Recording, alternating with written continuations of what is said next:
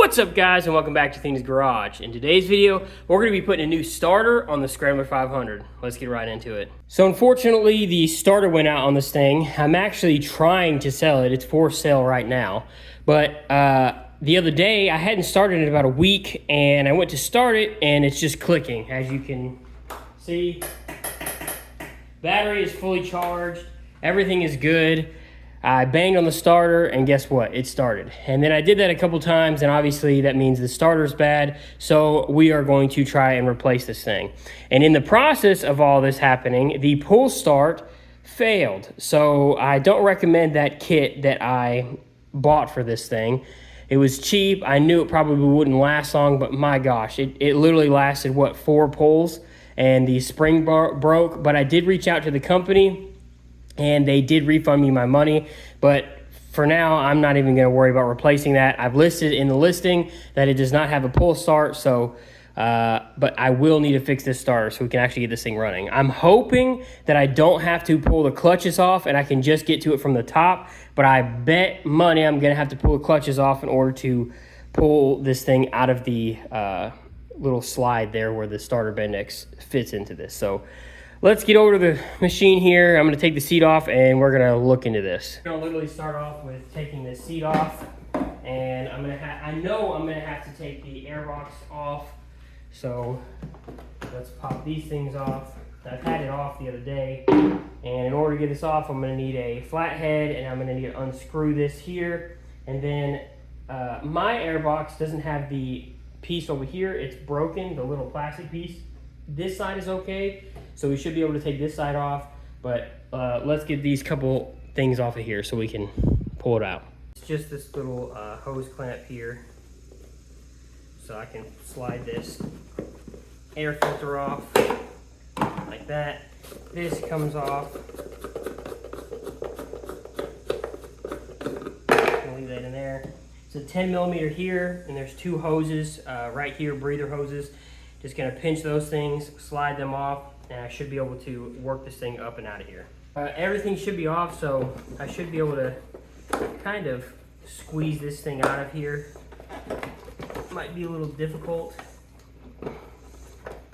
especially with not taking the plastics off, but I really don't want to have to take all of them off again.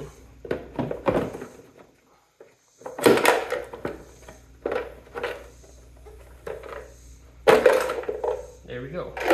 Okay, airbox is out, and our starter, where's your starter? It's right down over here. So I'm hoping we can get to it. So our starter is right here. I'm gonna take this. This is a breather for the belt box. I don't know if there's gonna be enough room under here to get this off of here.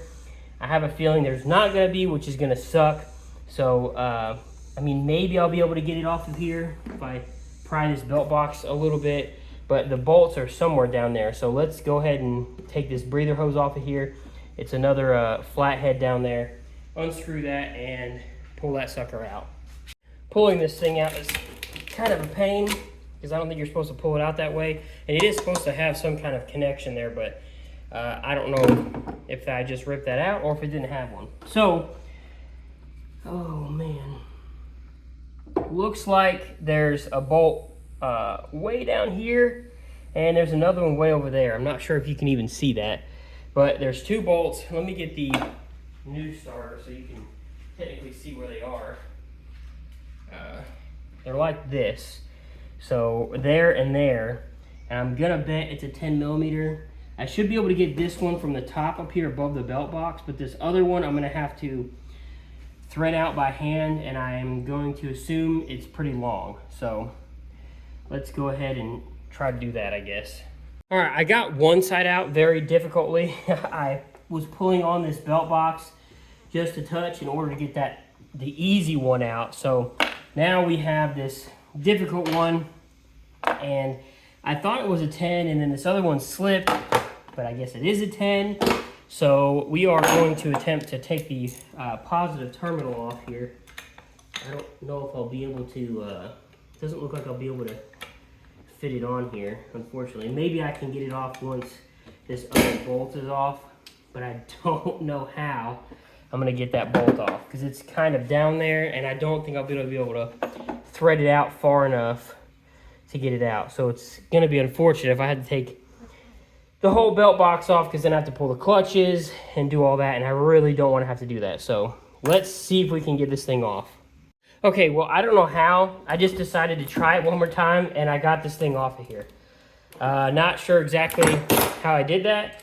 I wish I was recording, because that would have been nice to show, but I wasn't. Oh, and this thing doesn't want to come off of here, unfortunately. So, anyway, the starter is off. I don't know if I'll be able to get it back in there, but it is off. So, now I just need to get this thing off of here, if I somehow can, without it twisting the whole thing, which that's just what it seems to be doing. Not entirely sure what's going on here. Is it coming off of here? Or is it just twisting inside of this? Because that's what it looks like it's doing. What is happening here? Maybe this is the problem. Something with this. I don't know, but this isn't working. So something's wrong with this thing here. It's just spinning inside of the starter, so that's always great. Let me try to figure out how to get that off of there, and then I'll bring you guys back in hopes to try to put the new starter in there. Okay, I got it off. I just used my impact and zipped this thing off of here. So anyway, there's the starter. I should be able to jump this and see if this thing's, I mean, listen. Now it's free, but it was froze up in there. I'm guaranteeing there's water or something in this thing. So let's get the new one and see if we can attempt to put it in there. Okay, so first things first, I'm gonna have to put this bolt in, I think. Oh, look at there. That bolt is seen better days. Probably from me prying it out. It has stripped that bolt some. That sucks, but hopefully it'll thread in there. This one's fine. But I think what I'm gonna do is put this on here, just so it's on here, because it's going to be a pain to put it on while I'm down in there. If we can get it on. Like that. And then somehow I have to get this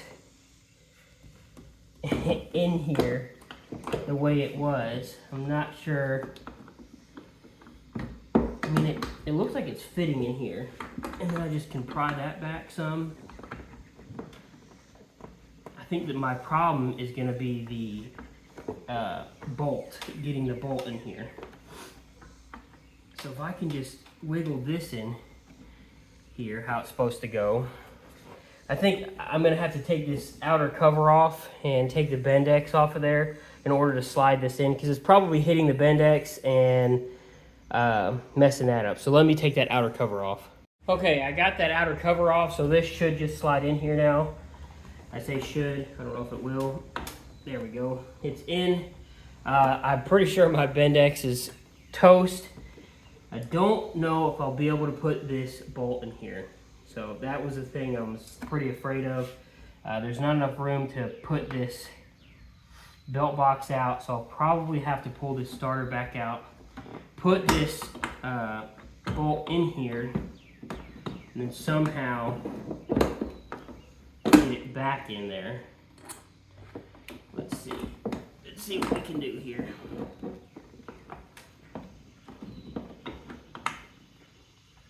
Is this the right thing to do? Probably not, but again, I really don't want to have to take this entire belt box off. It just sounds like a nightmare. So I think we're good. We just have to thread this bolt in here, and then I'll be able to push this starter in more, like that. And I'll be able to thread this bolt slowly, very, very slowly into the place it's supposed to go. Hopefully. But I'm gonna try to do that, and I'll bring you guys back. Okay, I got the top bolt in. It's secure. The positive bolt is in, and you can hear the starter spinning now. So it's good to go. But I'm trying to get this bottom bolt in. It was not easy to do. I had to do a lot of finagling here, and I eventually got it in there, and now it's just a matter of turning this wrench like 1/8 of a turn about 10,000 times. So, I mean, I had to do it on the other side, so I'm doing it on this side now. Literally just like this, over and over again, flipping the wrench back and forth. So that's what I'm doing now. But again, unfortunately, it looks like my Bendix is toast. The spring mechanism in it, it's not springing back. It's supposed to spring back, and it's not. So it looks like I'll be replacing this too, because I won't be able to start this thing without this, unfortunately. Because what happens is the starter spins this, and then centrifugal force forces this Bendix thing out, which catches on the flywheel, which then starts the motor. But now, because it's not retracting once you shut the starter off, because as this stops spinning, it should stop and retract back, but there's no spring mechanism in here. And I don't know how these things work. I might be able to take it apart and look into it. There's a spring right there. I don't know where that's supposed to be, but I just feel like these things are pretty cheap. I can probably just buy a new one. Finally, that last bolt right there is all the way cinched up there, tightened up. So everything's back together. I'm gonna tighten this battery terminal thing here, the positive. I don't know what I'm talking about. It was a little loose still. So if I could get this on there, we should be basically done, other than the Bendix now needs to be replaced, which is just another thing to add to the list. Starter's on. Now, unfortunately, like I said, Bendix is ruined. So water got into this, and that's why it's so rusty. There's a lot of corrosion in here. The stator is okay, but the flywheel, because it's steel and there's nothing in there coating it, got a lot of corrosion on it along with the Bendix. So I'm going to have to buy a new Bendix in order to get it on there, because I don't think the old one will work. I have a feeling it's not going to disengage, and it's going to end up burning up the starter. So I'm going to try it here in a second, and I'll bring you guys back and let you know. All right, I got the cover back on here, and I'm not sure why or how, but the Bendix is working. So if you could see, it's not making any grinding noise. It doesn't sound bad. Motor's cold. I haven't started this thing in like 3 weeks, but other than that, it is running good. So I'm gonna get the air box and stuff all back in. The starter's back in, so I'm done with that.